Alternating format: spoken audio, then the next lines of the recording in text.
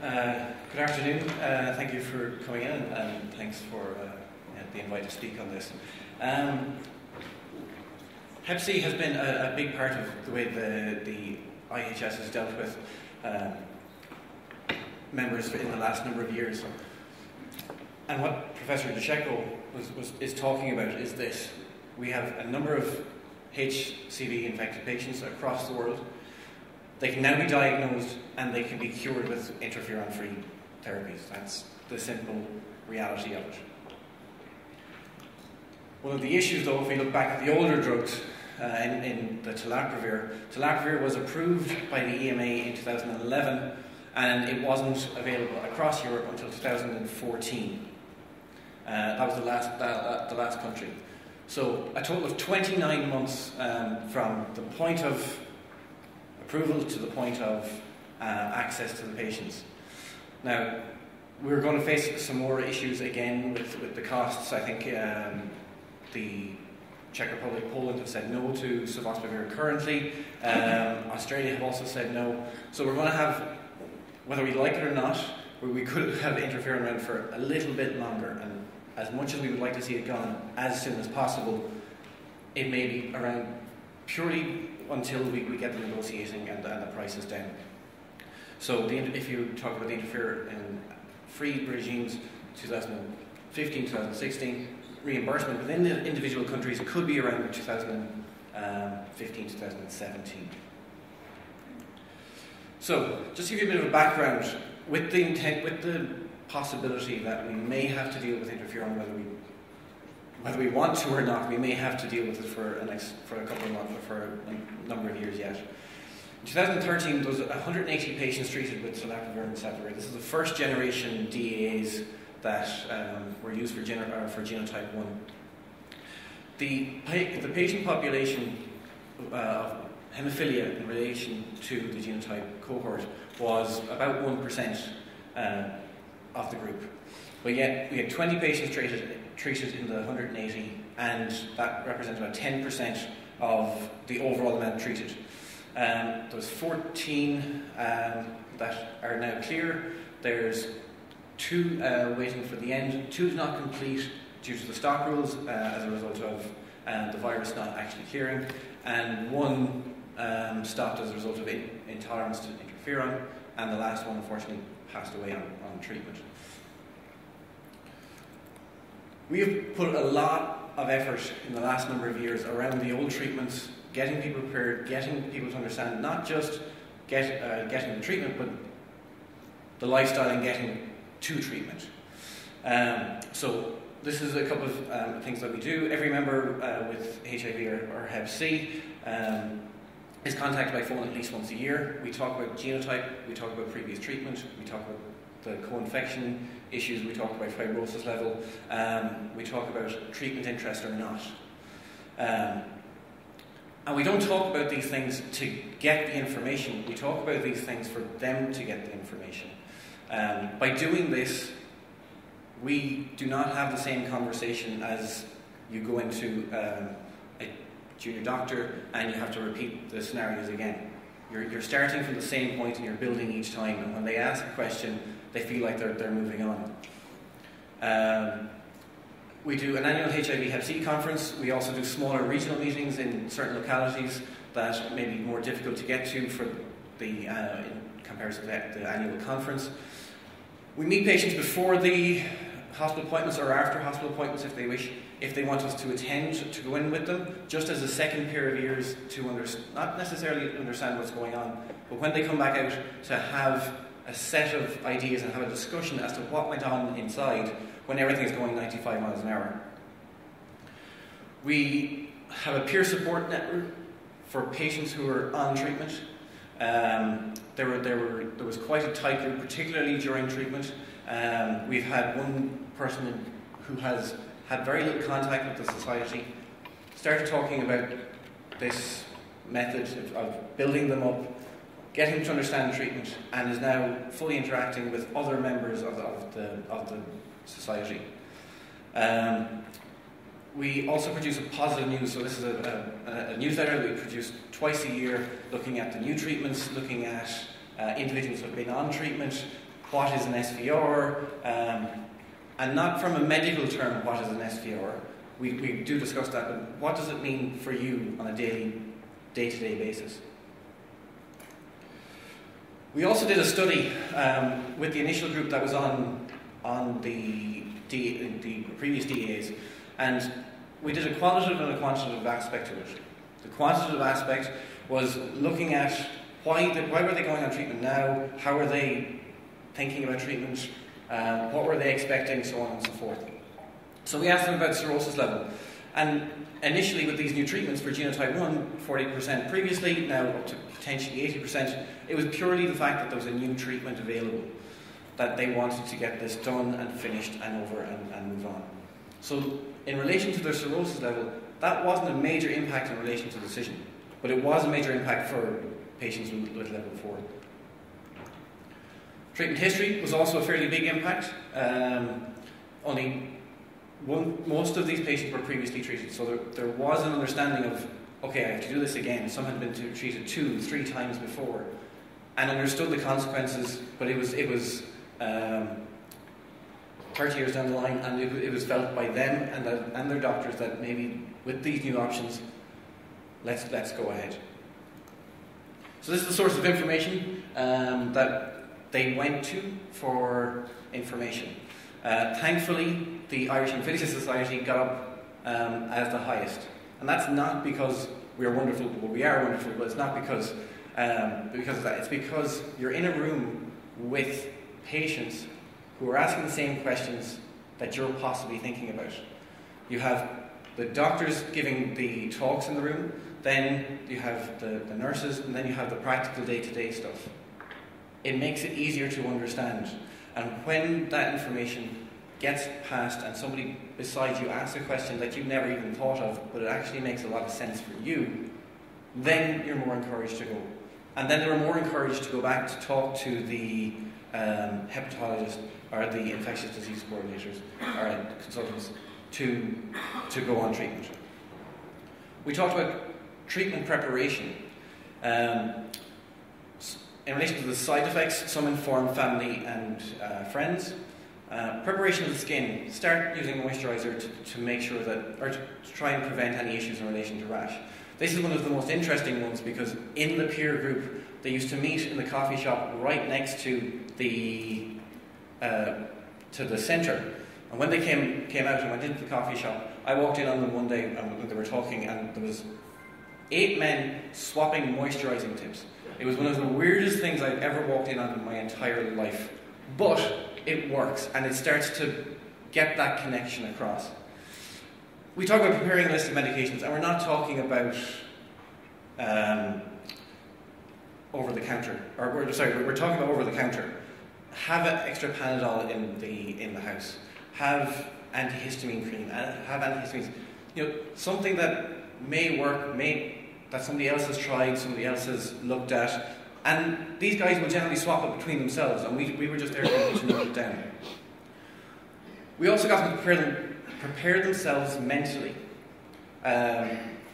Even with the new drugs, and the vast majority will clear, there will be, or could be, 1 or 2.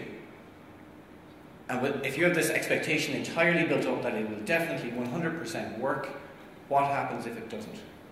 And that is a very, very big issue, not for the treatment that they're currently on, but if there is a potential to go for treatment again, because it does continue and move forward with them in relation to how they deal and how they think about treatment. And we talked about attending IHS meetings. We talked about work, reducing it significantly. Some stopped work, some used they were close to retirement and nearly retired, some were self-employed and were more inflexible, but we talked about how to manage their time. In relation to the impact of the side effects of the old ones, they were brought in, the drugs were explained to them, and they said the side effects could be significant.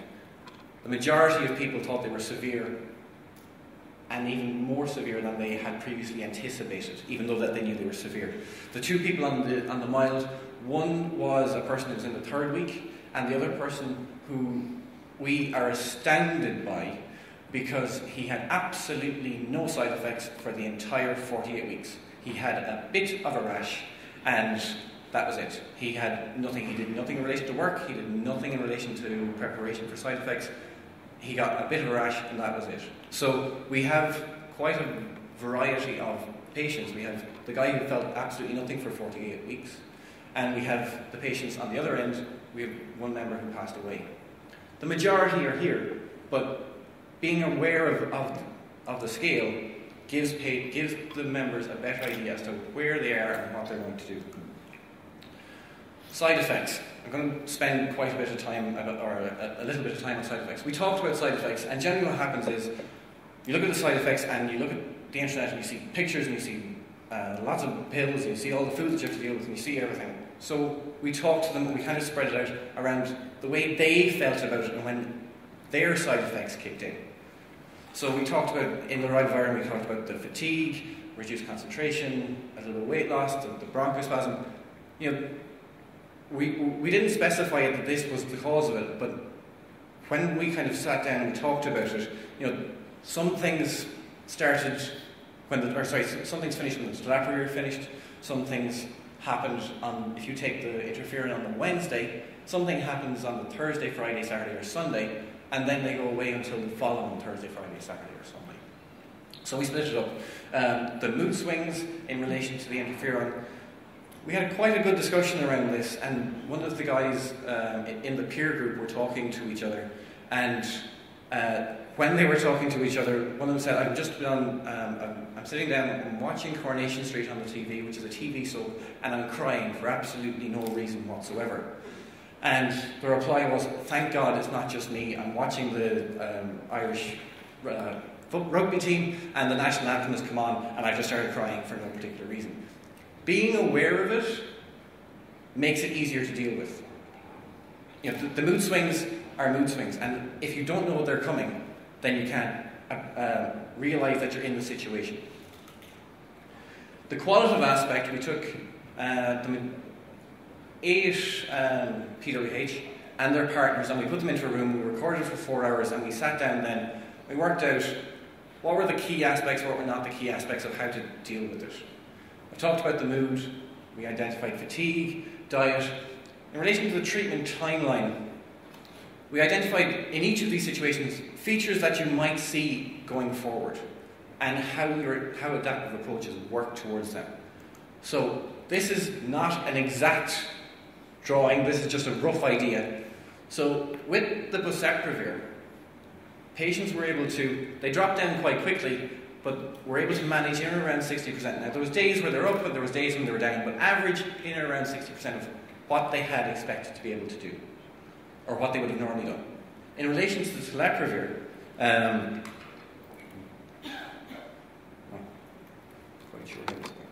in relation to Telaprevir, particularly around this week, you finish Telaprevir on week 12, week 13 you feel great because you feel like you're finished. There's an achievement there, and then you drop back down in your energy levels on week 14 because you kind of realise, and then it's just a balance out, and you go back on the interferon, and generally the perception of where they were energy-wise was much higher than when they were on the combination of Telaprevir, interferon, and ribavirin. So just giving them an idea that, you know, this bump around week 13, week 14 is coming, be aware of it, had a big impact. Again, the other qualitative analysis that we looked at was the physical irritants. These are just the general side effects. The two that kind of popped up that we knew about but we hadn't fully discussed with people was, one, concealment, and two, partner challenges. The concealment was a lot of issues around people wanting to do it on their own or not wanting to talk about it or just wanting to get it done. And that extra pressure on people made it much more difficult to get through the day-to-day aspects. So one of the things that was suggested was, don't say that you're on Hep C treatment, it's not that important. Say you're starting something, or you have a chest infection or whatever. There are ways around of saying it, just to take the pressure off, particularly in situations like family events and you supposedly have to be there for the entire day, and if you haven't told anybody, it's quite difficult and physically to have that level up the entire time. Partner challenges was quite a significant one, because when these guys went for treatment, they had decided to go for treatment. So the blinkers were on. I am getting to week 4, week 8, week 12, week 24, week 48. And that was the concept that they were in. But what they forgot sometimes was that there was somebody else on the treatment with them. And if they were saying, we'll use the example of Telaprevir, you need the 20 grams of fat to be taken with that. You know, a lot of the guys were tired. They asked their partners to cook something, what they wanted when they asked, and then they walk into the half an hour later, and they can't stand the smell. That it's to understand that you can say that it's not because your cooking is awful. I've always thought it's awful, but it's because there's just a switch. There's things that happen, and for the two of them to understand that, and also the importance of taking a little bit of time during that period to sit down and talk and think about it. We identified the physical protective factors. So the majority are pretty obvious. The ones that I'll focus on for the sake of time is resilience and lower expectations. The lower expectations is, again, going back to that realization of what will happen if it doesn't work. And that's not a bad thing, it's just something that people need to be aware of. Resilience seems to have come in relation to the haemophilia side. So you have a bleed, you deal with the bleed, you put it back into a box, you put it into the back of your mind, and you deal with it the next time you have a bleed. And that same general process was used to deal with Hep C. I'm taking the treatment, I'm dealing with the treatment, that's all I'm dealing with, and then when this is done, I'm finished, and I'll put it back into the box, and it's done and finished. We identified the social protective factors. Again, we'll go into peer support, family support, formal support. The majority of what really helped was the peer support. Even the partners said, we knew every time that there was somebody in the hospital who they were talking to. It was not because they told us, it's because they came back different. And the black humour that is created within that peer support group is quite entertaining. We also talk about the individual costs around treatments. So, some of them are on 12 medications to deal with the side effects of the 3 medications. Travel costs of going up and down the train, the fuel, etc. What you may deal with in relation to work losses. What is coming along that. We had 1 hospitalisation, so there is a situation where you may have to be hospitalised. The majority of patients were reduced on ribavirin, but 2 patients required EPO. And that was a decision of the doctors, but to know that there may be a situation during this time that you may need to go into the hospital. And potential psychologist or psychiatric appointments. And that's mostly due to just the side effects of the interferon. So, getting to treatment. We talk a lot about on the treatment, how you deal with the treatment, getting to treatment in relation to how they actually think themselves. We talk about, this was, the red line was pre-ARTs in HIV, and you could sit down and almost plan the progression based on how people were going. With Hep C, you generally go along, and overall the perception is that there is no real difference. And then even within the cirrhosis, early cirrhosis, you feel generally okay. But there is a point at which it starts to decline, and when it does decline, it declines very rapidly. So we talk to them around if you're here, how you stay here. If you're here, maybe you need to start thinking about treatment. Maybe you need to start thinking about what you need to do for your family, what you need to do for yourself, what you need to do for your job. So for future activities, this is kind of where we will continue the newsletters, we will continue the meetings, we will continue the peer support groups. We'll determine and prioritise the PWHs. I don't mean that in the same way as the clinicians determine and prioritise the PWH and their attitudes. Just getting them involved and getting them thinking and keeping them up to date and keeping that kind of running commentary and not allowing them to put it entirely in the box in the back of their mind just keeps people aware of what they need to do for themselves to get the best quality life that they can. We sit down and we look at who's G1, who's 2, 3, if they've been treated before, if they've not been treated before, and that affects their attitudes towards looking at treatment again. Interferon-free or not, there's just this thing in the back of their mind where they're saying, I don't want to go on this treatment again because the last time it almost killed me. So when the interferon is taken away, they don't quite change their approach around that. We will advocate for the interferon-free treatments to get there as soon as possible.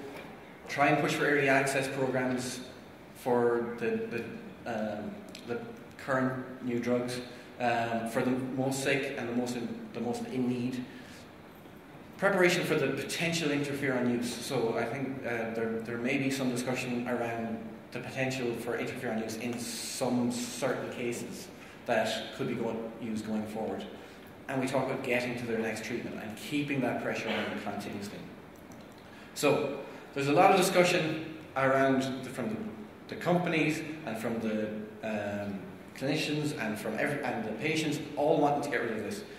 And there is a discussion that it could be a rare disease or eradicated by 2015, 2030. From an Irish point of view, from my point of view in what I do day to day, I'm trying to get rid of my workload. So my anticipation is 2017. I want to get those done because I want to have my job done and then I can relax a bit. But that is the key of moving forward and keeping patients engaged in the service and what's coming and thinking about where they want, when they want, and how they want to do it. Thank you very much. Thank you very much.